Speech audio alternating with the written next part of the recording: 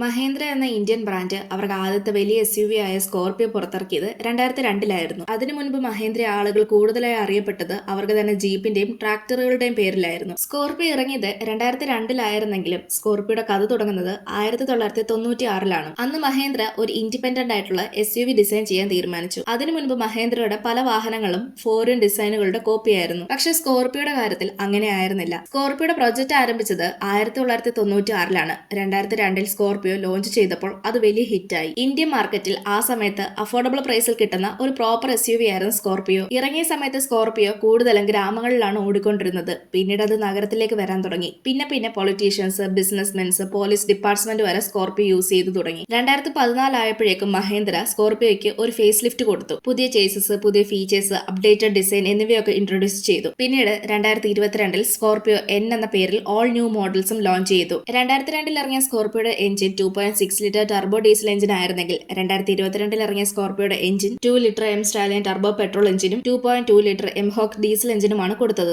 നിങ്ങൾക്ക് മഹേന്ദ്ര കാറുകളിൽ ഏറ്റവും ഇഷ്ടമുള്ള കാർ ഏതാണെന്ന് കമന്റ് ചെയ്യൂ.